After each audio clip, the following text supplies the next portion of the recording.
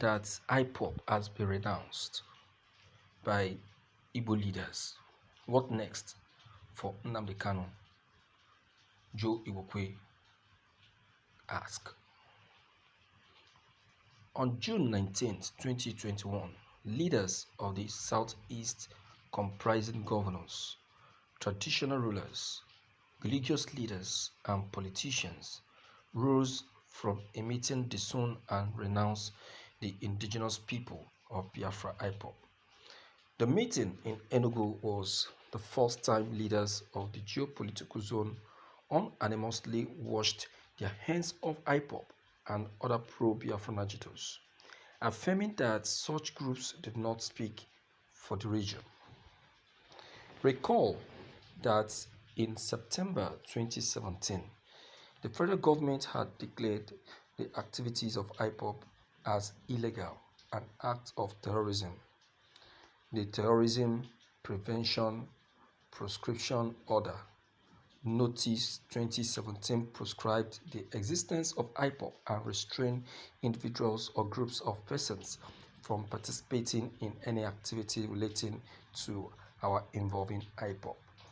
The proscription order gave a stern warning against any involvement in the activities of the group, stating that violators will be prosecuted. Consequently, the general public is hereby warned that any person or group of persons participating in any manner whatsoever in any form of activities involving or concerning the prosecution of the collective intention or otherwise of the said group will be violating the provision of the Terrorism Prevention Act 2011 as amended and liable to prosecution. According to a 2020 report published by the Journal of Public and International Affairs, Ipob was an offshoot or splinter group of the movement for the actualization of the sovereign state of Biafra Masob. Nnamdi Kanu was the director of Masob's London-based propaganda Radio Biafra, who parted company with the group to form Ipob in 2014. Justifying the proscription of Ipob, Minister of Information and Culture Alhaji Lai Mohammed said in 2018 that the federal government got intelligence that the group was stockpiling weapons from and through funding from foreign countries. He also said Kanu was using divisive and inciting rhetorics and that the group has lost for destruction. Indeed, Kanu, the leader of Ipob, on several occasions had been on the record for his inflammatory comments about the Nigerian nation. In one of such popular rhetorics, he threatened that Somalia would look like paradise, compared to what Nigeria would look like if they failed to give us Biafra. He also constantly and derogatorily referred to Nigeria as a zoo. It was also Kanu who propagated the conspiracy theory that the person who currently occupied Aso Rock was not President Mohamed Buhari, but a puppet cloned from one Jubril of Sudan.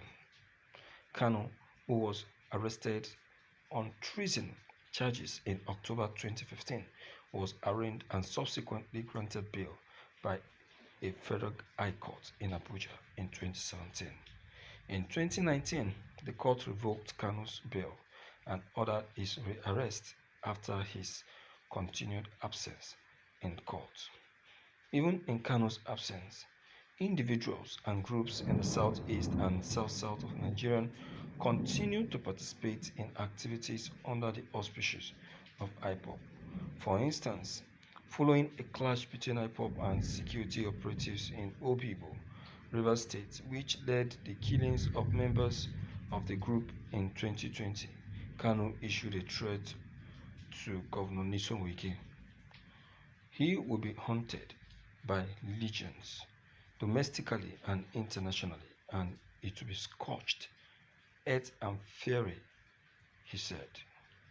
Most recently, in May, Kanu, in a broadcast, declared a compulsory sit at home in the southeast and warned that anybody caught violating the order will be killed. It is very easy to pinpoint one's offense, deliberate on it, discuss on it, and conclude on it. But it is very difficult for one to detect his own offense. Look at. See how they find it so easy to detect all that Mazi Nnamdi Kanu have said right from the very period he established or formed Ipob. See how easy it is for them. But they cannot be able to detect all of their own atrocities. And all of these things that they just highlighted are things that they personally know that they committed. And the things that they know they personally committed. And that there is no way they can deny it. They can't deny it. All these things they said, that Mazi Nnamdi Kanu said, are they not true? Are they lies? They know it's not a lie. They know it's not a lie. All these things Nnamdi Kanu said, beginning from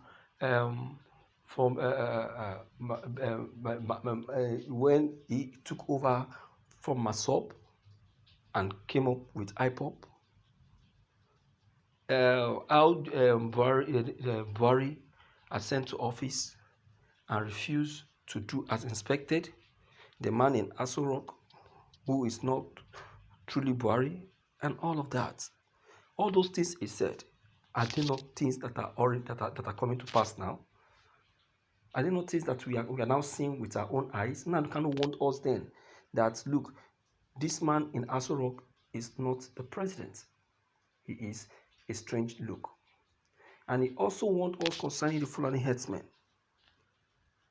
Is it not what's happening to us now? He warned us, he told us that look, it is going to happen. That these people will come in strange look, in military uniform. They will storm our villages and communities. They will kill, they will rape. In fact, Nnamdi Kanu's message was purely more or less like a prophecy. Yes, it's purely like a prophecy. And that is why many people today are calling him a prophetic man. Because all of those things are what is coming to pass now. Yes. Is the Fulani not killing and raping our people? Are they not? How many people do you think that have died in the southeast? Many. But will not want to own up. Will not want to own up. Will not want to reveal the truth. We won't. The earlier the better. Because these people are only out for themselves and not for you. Not for you.